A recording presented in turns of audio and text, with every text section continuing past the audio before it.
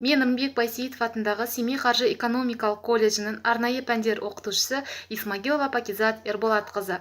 Бүгінгі сіздермен өтетін жаңадан тақырыбымыз веб-сайтты құру. Сабағымыздың мақсаты ақпараттық коммуникациялық технологиялардың күннен күнге дамуына байланысты турбосайт бағдарламасымен жұмыс істеп үйрену. Олай болса, бастайық.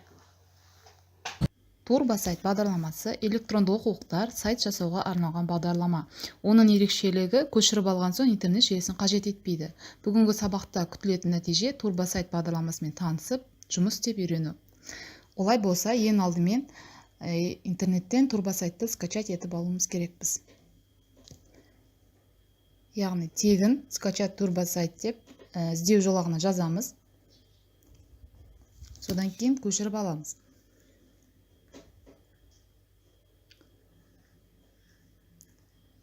Мен оны алдын ала көшіріп қойдым. Начало работы деп осындай бізде тақта шығады. Одан создать проект, открыть проект. Яғни жобаны жасауға және ашуға арналған екі батырма тұрады. Біз создать проект батырмасын басамыз. Яғни жаңадан біз жоба ашамыз. Рабочий столға папка ашып аламыз алдымен. Папкаға ат береміз. Яғни біз папкаға пәннің атын береміз. Бағдарламалық қамтамасыздандыруды құру технологиясы, қысқаша аты аламыз. Енді міне бізде сайттың беті ашылды. Яғни енді шаблон таңдаймыз. Өзімізге ұнаған шаблонды таңдап алуымызға болады. Таңдағаннан кейін генерировать сайт дейміз. Яғни енді просмотр сайттан басып көреміз. Біздің сайтымыз қалай шыққаны. Міне, осылай шықты. Енді тақырыбын жазамыз. Яғни заголовок жазамыз. Электрондық оқулық болсын біздің сайтымыздың атауы.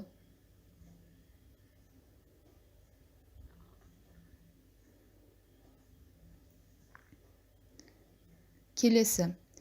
Яғни бетпен жұмыс жасаймыз. Бетпен жұмыс жасаған кезде ең бірінші заголовокқа бағдарламалық қамтамасыздандыру құру технологиясы деп жазамыз. Пәннің атауын.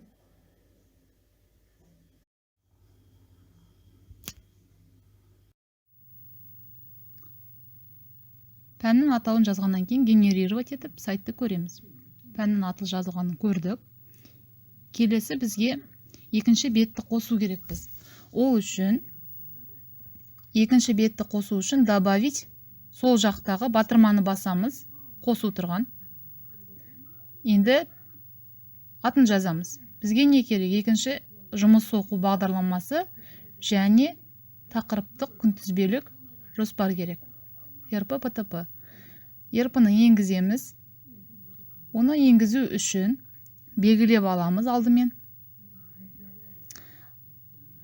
Ссылка қою үшін оң жағын басып, РП, ПТП, яғни өзімізге керек файлды таңдап басамыз. Енді таңдаған соң вставить ссылку в страницу дейміз. Дәл осылай ПТП-ға да файлға жол көрсетеміз. ПТП-ны таңдаймыз, ашамыз.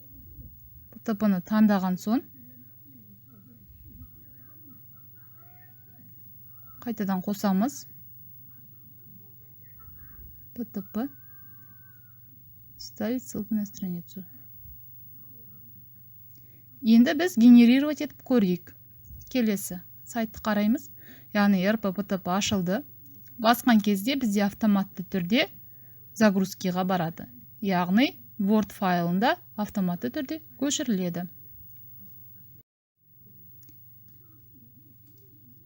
Енді бізге сурет қойып көруіміз керек. Бағдарламалық қамтамасыздандыру жәнегі, яғни бірінші бетке біз сурет қойып көрейік. Таңдаймыз изображение, ставить.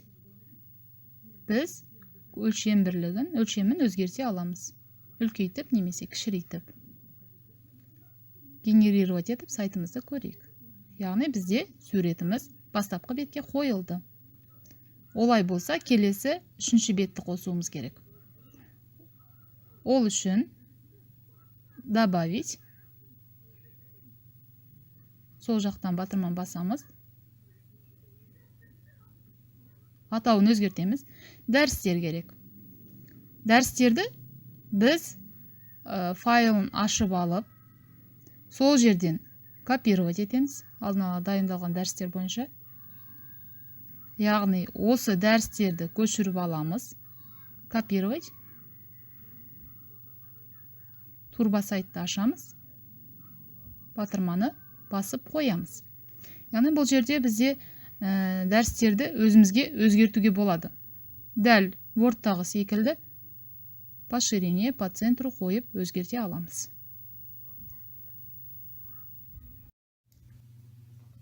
Өзгерткеннен кейін генерировать етіп көреміз. Міне дәрістер бізде сайтқа шықты.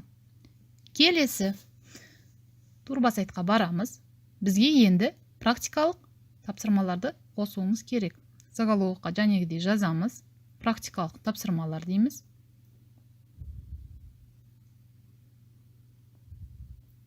Алдын ала дайындалған практикалық тапсырмаларды ашып көреміз. Тәжірибелік тапсырма. Аштық. Копировать етіп аламыз, көшіреміз. Визуалды редакторға қоямыз. Енді генерировать етіп сайтымызды көрейік. Практикалық тапсырмалар бізде көшірілді. Олай болса, келесі жолымызға көшейік. Келесі бізде практикалық тапсырмалардан кейін сол жақтағы батырманы басу арқылы добавить дейміз. Біз глоссарийді жасауымыз керек. Глоссарийді тереміз. Алдын ала дайындалған глоссарийді көшіреміз. Яғни копировать етіп аламыз. Визуалды редакторға қоямыз. Глоссарий бізге көшті. Осы жерде түсін, сөздердің шрифтін біз өзгертуге мүмкіндігіміз бар. Яғни өзімізге ұнаған кез келген шрифтті, түсті таңдай аламыз. Бір шрифт таңдайық. Окей батырмасын басамыз. Бізде шрифтіміз өзгерді. Көріп отырғандарыңыздай. Генерировать етіп сайтымызды қайтадан көрейік. Яғни бізде глоссарий көшті сайтқа. Келесі бетті ашу үшін біз қарап аламыз. Енді тест жасауымыз керек. Турба сайтты ашамыз. Атын өзгертеміз тестқа. Тест жасау үшін параметр страницаға кіреміз. JavaScript тест арқылы тест құрамыз. Яғни тестті қосу үшін плюс батырмасын басамыз. Тестқа барамыз алдымен. Алдын ала жасалған тестті сұрағы мен жауаптарын көшіріп аламыз. Қоямыз. Жауаптарын астына қоямыз. Әрбір жауап жеке жолдан басталу керек. Және де дұрыс жауаптың алдында жұлдызша белгісі, яғни звездочка тұруы керек. Бізде дұрыс жауап принтер болғандықтан принтердің алдына жұлдызша белгісін қоямыз. Келесі тағы сұрақ қосу үшін плюс батырмасын басамыз. Тесттен алып сұрақты белгілейміз, жауаптармен көшіреміз. Келесі сұрағымызды жазамыз. Дәл солай жауаптарын жеке-жеке жолдан басталатындай болуы керек. Және де дұрыс жауаптың алдында жұлдызша таңбасы тұруы керек. Файл сохранить деп тестті сақтаймыз. Енді сайтты генерировать етіп көреміз. Бізде тест құралды. Енді тестқа жауап берейік. Бірінші жауаптың дұрыс жауабы С, екіншіде Д. Міне, барлығы екі жауап дұрыс. Қайтадан өтеміз, қателесіп көрейік. Завершить тест. Яғни правильных ответов 0 дейді. Яғни дұрыс жауап жоқ. Келесі. Бізде не қалғанын көреміз. методичка, яғни бізге әдістемелік құралды қосуымыз керек. Дәл осылай. Сол жақтан добавить батырмасы арқылы тағы бір бет қосамыз. Әдістемелік құрал. Әдістемелік құралды қоямыз. Word-та тағы да басқа офистағыла сияқты әдістемелік құралды по ширине, по центру қойымызға болады. Яғни бұл файлға біз жол сілтейміз. Сілтеме қоямыз. Методичка, вставить ссылку, генерировать етіп көрейік. Яғни әдістемелік құралымыз көшті. Төменгі жаққа загрузкиға барып көшеді.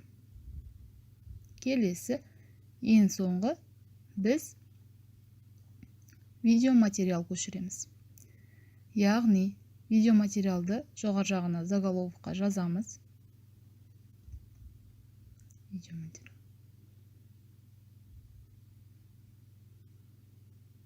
Алдын ала көшіріп қойған видео болса болады, немесе өздеріне сілтеме арқылы қоюға да болады. Біз алдын ала көшірілген видео қоямыз.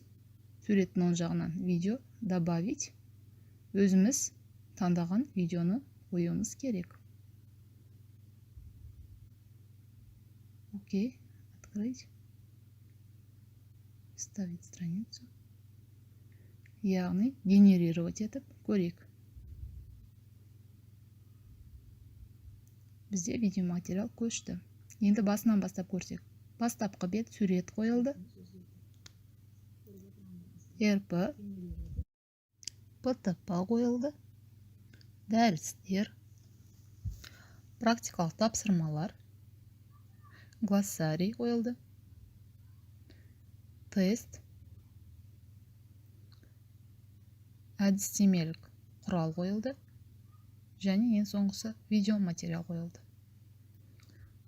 Осымен біздің Турба сайттан жасаған сайтымыз аяқталды.